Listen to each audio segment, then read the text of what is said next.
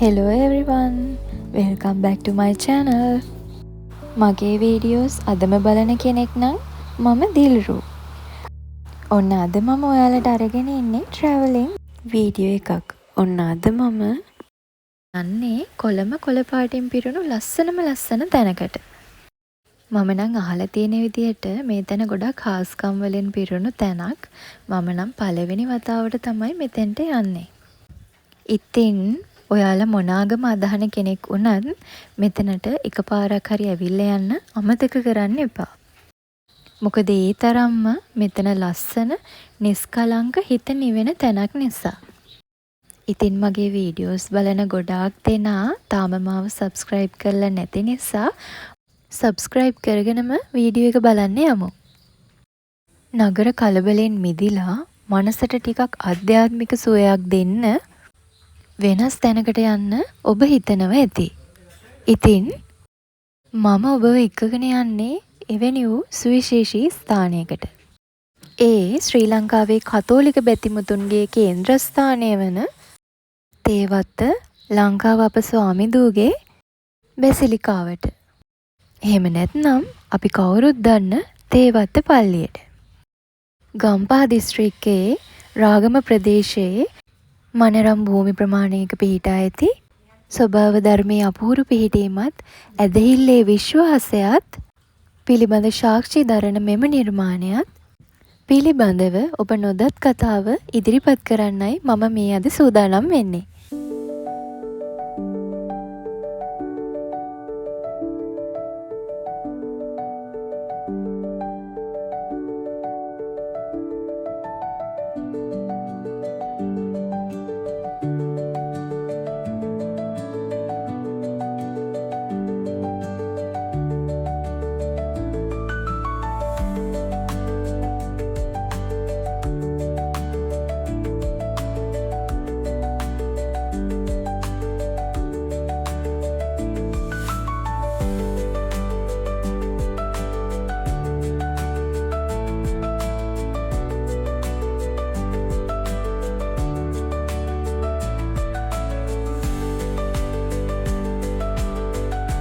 මේ බැසිලිකාව දැක්කහම ඔයාලටම හිතේ මේක මොනතරම් සුවිශේෂී නිර්මාණයක්ද කියලා.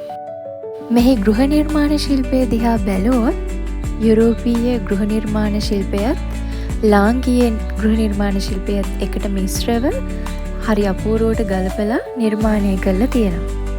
ඒ විතරක් නෙවෙයි මේ වටපිටාවේ තියෙන සුන්දරත්වය හිතට ගේන්නේ පුදුමාකාර සහනයක්. කොළපාටින් පිරුණු ගස් කොළන්, ඒ වගේම පුංචි දිය පාරවල් මේ හැම දෙයක්ම එකතු කරලා හදලා තියෙන්නේ නගරේ නාගරිකත්වයෙන් මිදිලා නිදහසේ හුස්ම ගන්න පුළුවන් තැනක්. අද මේ මහා බැසිලිකාව හදන්න කලින් මෙතන තිබිලා තියෙන්නේ පුංචි තේවත්තක්. හරියටම කිව්වොත් 1911 මෙතන තිබිලා තියෙන්නේ පුංචි දේවස්ථානයක්. ඒ කාලේ ඉඳන්ම බැතිමතුන්ට මෙතන විශේෂ තැනක් වුණා.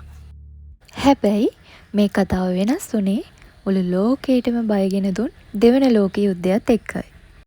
ඒ 1940 ගණන් වල මුල ලෝකයේම බයින් වෙවුලද්දී ඒ අඳුරු සෙවණැලි අපේ රටටත් වැටුණා. ඒ වෙලාවේ එවකට කොළඹ අගරදගුරු ජීන් මාරි මෙසන්ත් හිමිපාණන් මේ රටේ මිනිස්සු වෙනුවෙන් දෙවියන් වහන්සේට බාරයක් වුණා. ඒ අපේ ලංකාවට කිසිවක් නොවුනොත් ඔබ වහන්සේට මහා පල්ලියක් හදනවා කියලා. එදා ඒ පොරොන්දුවෙන් විශ්වාසයේ බල මහිමින් හරිම පුදුමාකාර විදියට අපේ රටට කිසිවක් වුණේ නැහැ. ඒ බාරය ඔප්පු කරන්න ලොකු වගකීමක් ගත්තේ එවකට කොළඹ අගරදගුරු කාදිනල් තෝමස් කුරේ හිමිපාණන්. ඒ 1950 වසරේ මේ බැසිලිකාවට මුල්ගල තබමින්. එතුමාගේ මහත් වූ උත්සාහය හා කැපවීම නිසා 1974 වර්ෂයේදී මේ බැසිලිකාව අපට දැක බලා ගැනීමට හැකි වෙලා තියෙනවා. මේ බැසිලිකාවේ ආකෘතිය ගත්තහම මෙය දිග අඩි 314ක්ද පළල අඩි 58කින් සමන්විතයි. විශාල භූමි ප්‍රමාණයක පිහිටා ඇති මෙම බැසිලිකා සිද්ධස්ථානය යුරෝපා රන් දෙවලක ආකෘතියක් නිර්මාණය කරනවා. එහි ඉදිරිපස ඇති කුළුණු එහි ගාම්භීරත්වය තව තවත් වැඩි කරනවා. දේවස්ථානය මුදුනේ ස්ථාපිත කර ඇති සුදු යකඩ කුරුසය අඩි 24ක් උසින් සමන්විත වන අතර දේවස්ථානයට ඉහළින් පිහිටා ඇති ලංකාව අප ස්වාමි දුවගේ ප්‍රතිමාව පෘතුගීසි ජාතිකයෙකු විසින් දේවදාර ලීයෙන් නිමවා ඇත. ඔන්න මම ඒ අරගෙන ආවේ දේවත්ත පල්ලියේ ඉතිහාසයෙන් පුංචි කොටසක්. මම බෞද්ධාගමිකයෙකු වුණත් අනිත් සියලුම ආගම් වලට එක ලෙස ගරු කරන කෙනෙක්. ඔන්න ඉතින් අද මම මේ දේවත්ත පල්ලියට ආවේ ඉරිදා දවසක. ඉතින් ඉරිදා දවස කියන්නේ කතෝලික බැතිමතුන්ගේ දේව මෙහෙයන් ඉටු කරන දවසක්. ඉතින් මම ඒගොල්ලන්ට ආගමික කටයුතු කරන්න බාධාවක් නොවන විදියට මේ පරිසරයේ ලස්සන දර්ශන ඔයාලට අරගෙන එන්න වීඩියෝ ගත කරා. අද මම දේවත්ත පල්ලියට යනකොට දේව මෙහෙයන් සිදු කරන ගමන් තිබුණ නිසා මට ප්‍රධාන පල්ලියේ රූපරාමු නම් ගන්න බැරි වුණා. මම ඒ සියලුම රූපරාමු එක්ක තවත් වීඩියෝ එකක් ඔයගලන්ට අනිවාර්යයෙන්ම අරගෙන එනවා කියලා පොරොන්දු වෙනවා.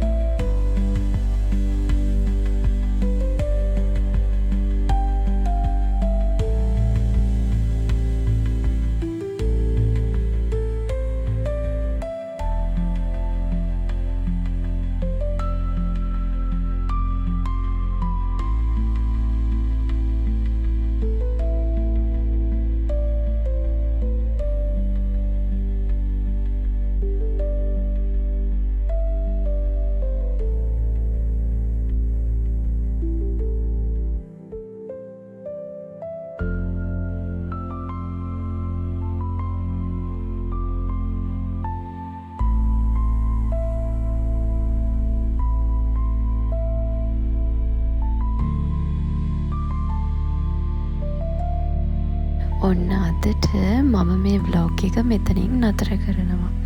තවත් ලස්සන වීඩියෝ එකක් අරගෙන ඔයාලා හම්බ වෙන්න. එන්නම් ඔයාලට සුබ දවසක්.